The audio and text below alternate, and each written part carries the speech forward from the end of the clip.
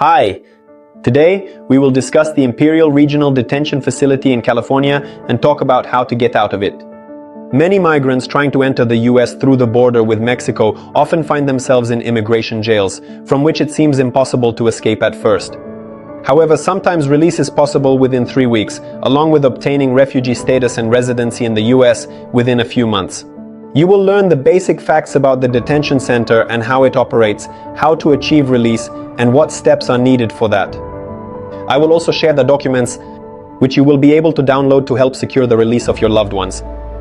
This facility is located in California, in the city of Calipatria, and it is designed for both men and women. The capacity is about 700 beds. The conditions of detention are moderate. The cells are kept in relatively good order. The food is acceptable, but access to medical care is limited. The facility is operated by a private corporation, Management and Training Corporation, MTC. The daily routine includes waking up at 6 a.m., breakfast at lunch at 12, a walk lasting up to 45 minutes a day, dinner at 6 p.m., and lights out at 10.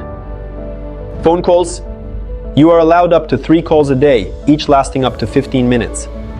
Visits are possible twice a week, but only by appointment. According to statistics, about 35% of people are deported, roughly 50% are released within 3 weeks, and around 6% are granted asylum.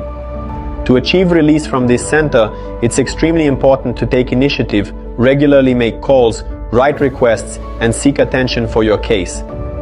Your active efforts significantly increase your chances of being released. To achieve release from the detention center, it's important to understand that 2 processes are happening simultaneously. The release process aimed at getting out of the center and the immigration process related to applying for asylum. These processes run parallel to each other and do not intersect. For example, the master hearing has no impact on the possibility of getting out of the center. Let's look at the main ways to secure release. The first way is to be released on parole.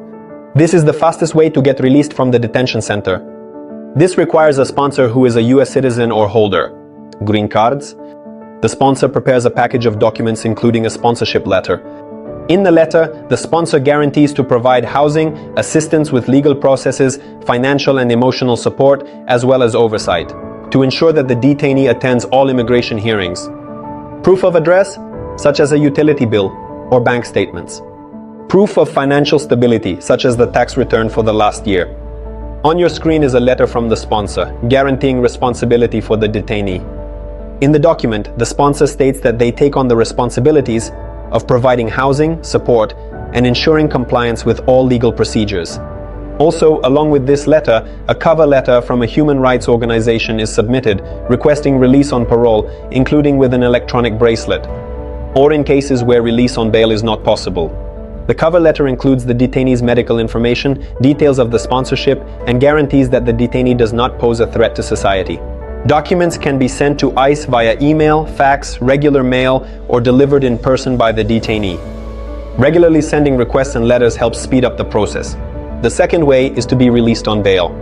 To be released on bail, it's necessary to initiate a bail hearing.